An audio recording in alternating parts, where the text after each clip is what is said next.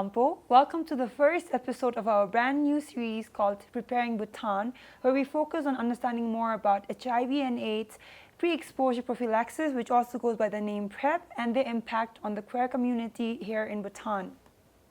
I am your host, Regita Gurung.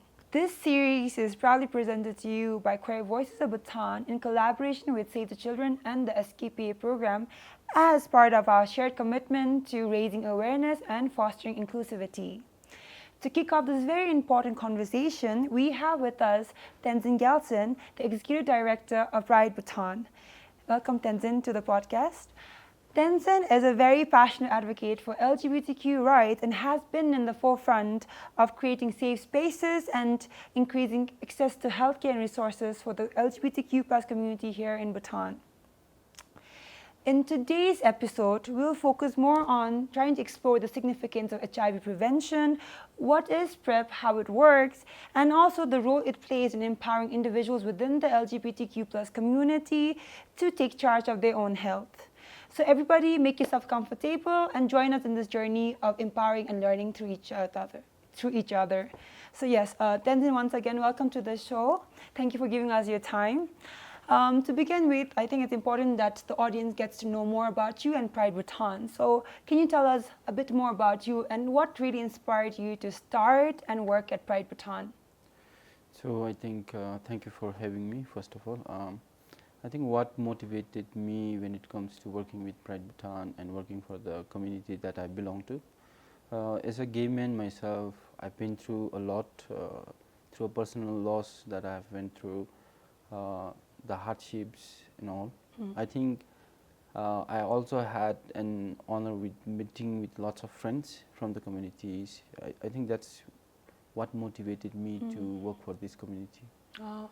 And that is very, I think, inspiring and very touching as well. Thank you, Tenzin, for that.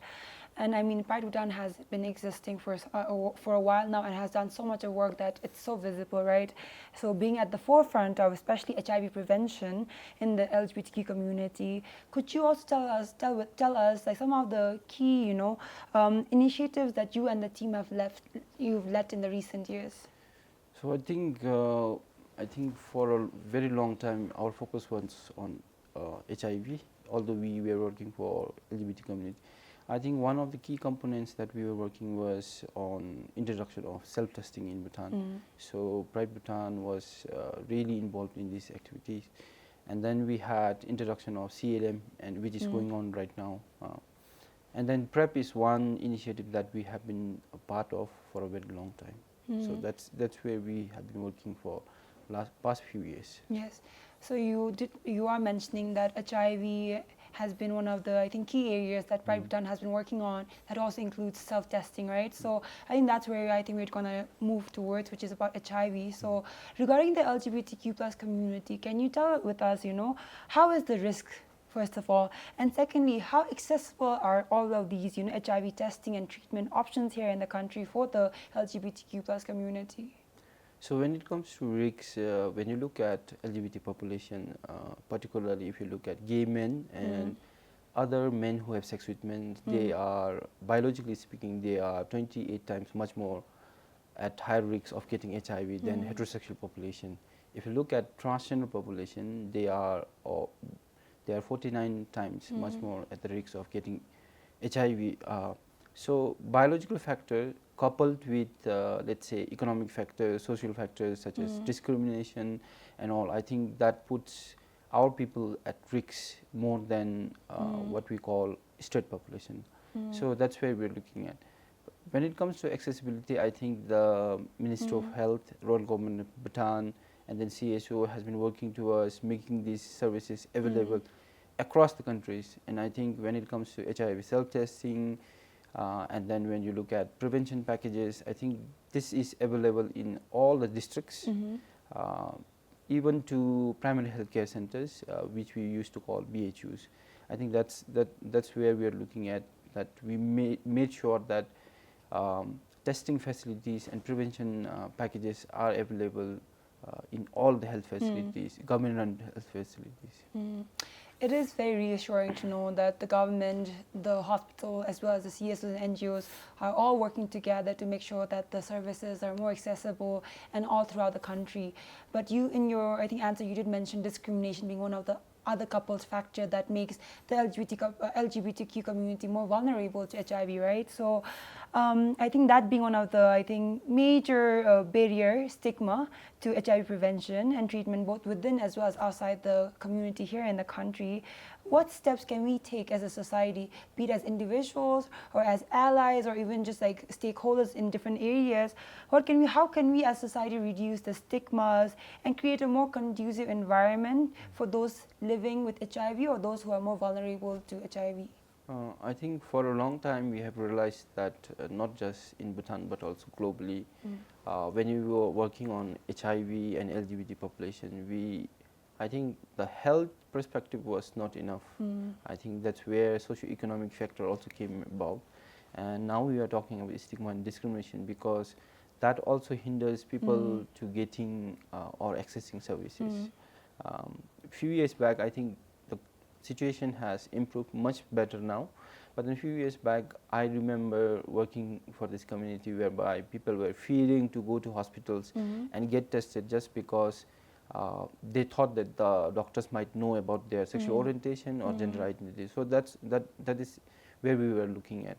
I think now what we are looking at is we are looking at the society whereby the awareness is really good, and that is because of lots of advocacy and awareness effort that has been gone through. It's very simple on how to deal with stigma and discrimination. If you don't understand, you can always ask.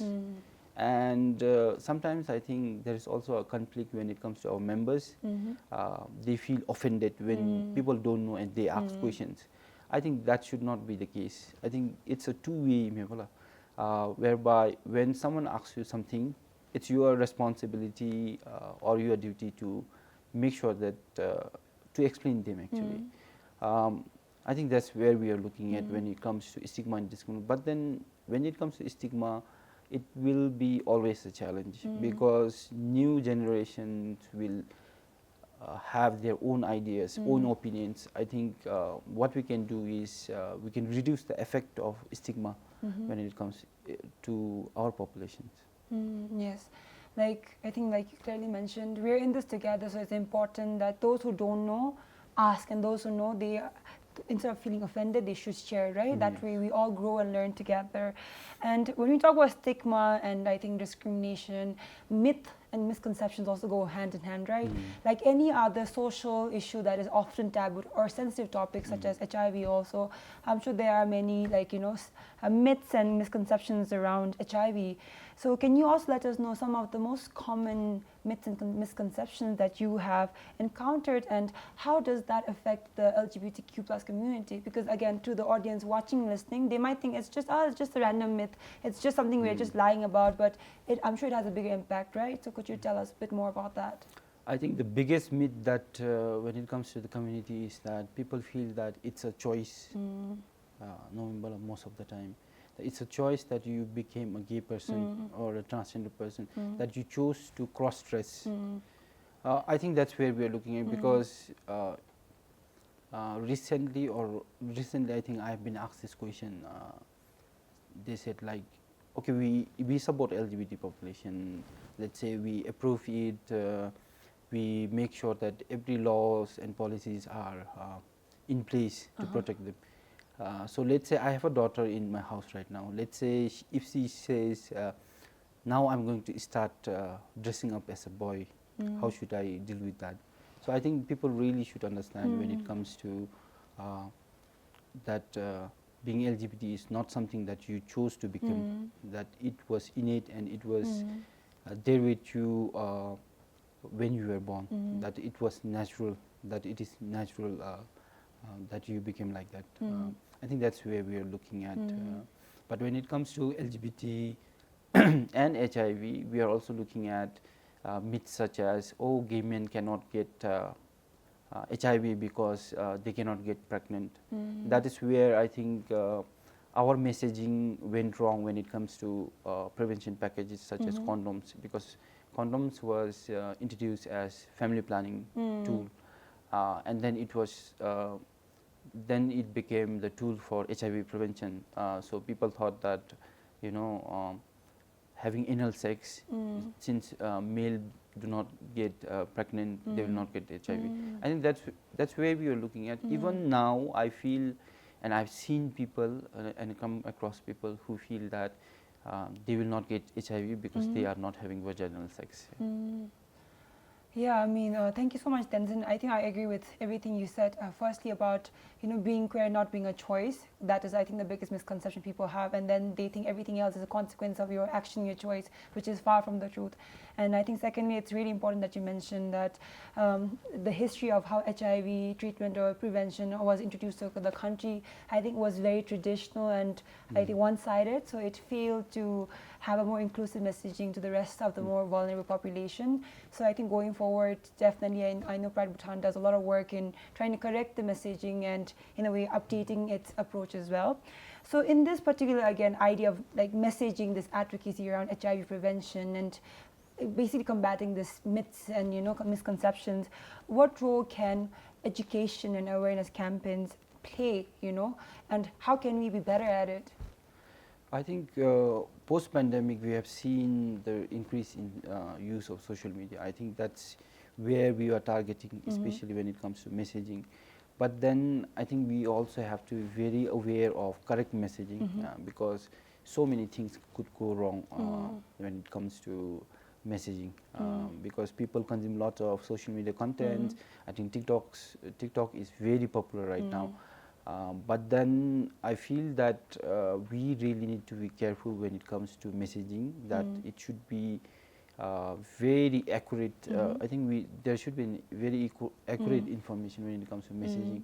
And I think we really need to look into facts, first of all, before going about, creating a message, I think that's where we are looking at.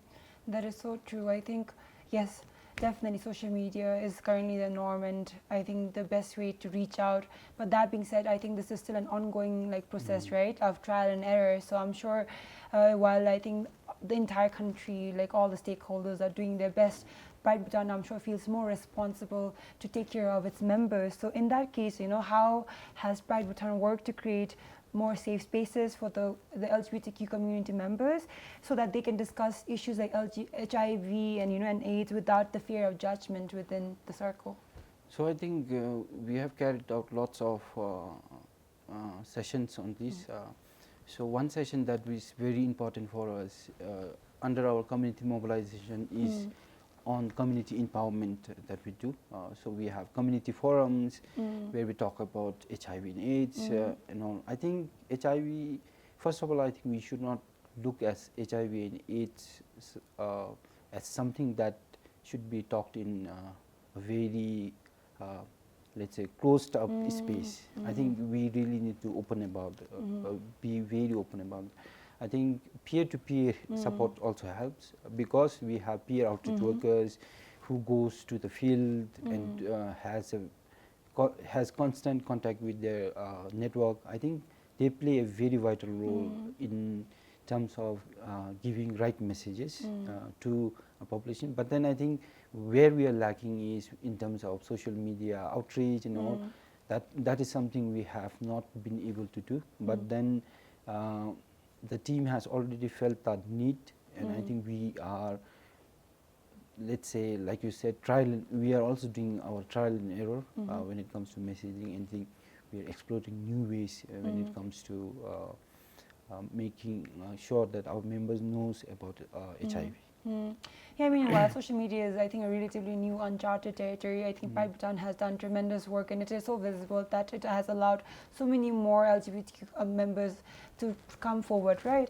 And you've been part of the framing of the message, to even creating that content, to even sharing it, and all of these even forums that you've organized before. So if someone who's watching and listening to us, if there's somebody who's maybe afraid of getting tested for HIV, what kind of message can you share with them so that they feel more at ease about it? I think compared to what we had few years back, I think we have made lots of progress uh, people might not know it, but then we have right now app called Access to Care, which is soon going to be launched by Ministry of Health, NACP.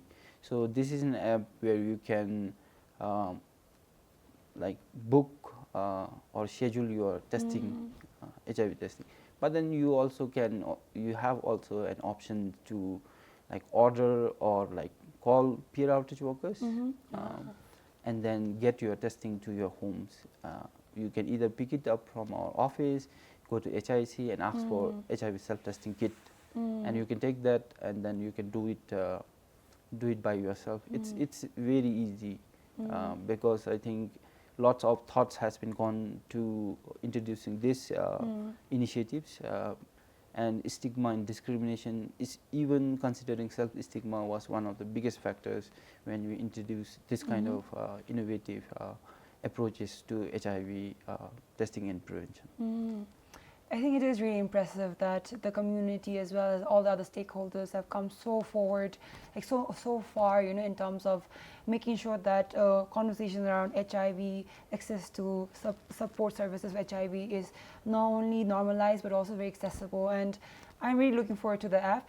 Hopefully the rest of the audience are too. I think that would definitely make it so much easier. Instead of having to even go the traditional route of going to the hospital, there's an app that also helps you make that step way easier. So now to wrap it up, do you have any, like, is there anything that you wish the rest of our society understood about HIV and the impact it has on the LGBTQ community, at least here in Bhutan? I think for Bhutan, I think we are fortunate that we have very low prevalence of HIV among the LGBT plus community. But then if you look at the region, it's very bad. The situation is very bad. But I think we can do so much, but then I think the response from our community needs to be there. They should take ownership of the initiative that we have introduced, because let's say we have introduced PrEP, right? We are introducing PrEP, we are rolling it out. If there is no ownership, if there is no, let's say, response or buy-in from our community, I think that's going to be a failed project. And for people, 1 or 2 people, that might not matter. But then for a larger population, it will be very difficult. Let's say if the HIV cases has gone up, then I think let's just say that whatever initiative that we have, I think there should be buy-in from our community, and community members should really take that ownership. I think that is not there right now. I think they should really realize that. Yes, I think that I again agree with that. I think this is a call in to our community members that, you know, we're all in this together. So it's important that we work with each other and grow together. It can only be successful if all of us play our part in it, right? So thank you so much, Tenzin, for joining us and sharing with us your very incredible insights on HIV, even breaking down some of the myths, you know, and addressing the stigma that still exists, as well as, like, you know, areas where community members have to do our part in making sure that the success of the programs that are being done by Pride Bhutan and other stakeholders are successful. I mean, your work with Pride Bhutan has always been very, like, inspiring, and it is clear that it's important we have more of such organizations, entities, and communities championing, you know, awareness and inclusivity in our society at large. So to our listeners, let's take a moment to reflect on what we learned today in our podcast. HIV is not just a health issue, it is a social issue that affects all of us. It is deeply connected to stigma and misunderstanding, and together we have the power to educate ourselves, support those living with HIV, and create more conducive, safe, welcoming environment for the rest of us. If you or someone needs any kind of information, resource, or support, please do not hesitate to reach out to Pride Bhutan or all the other stakeholders that are involved in trying to, I think, reach out to a bigger audience about HIV and PrEP, which is a new program being introduced to Bhutan. Remember that knowledge is power, but compassion is the key. So it's important that we have compassion for everybody working in this, everybody that is affected by this, so that all of us have a more conducive and safe environment to live in. So yeah, thank you so much for tuning into this episode. Do not forget to subscribe, and please do look forward to more episodes coming in the next few weeks. And yeah, until next time, do take care, do stay informed, and, you know, stay educated. Thank you for watching and listening.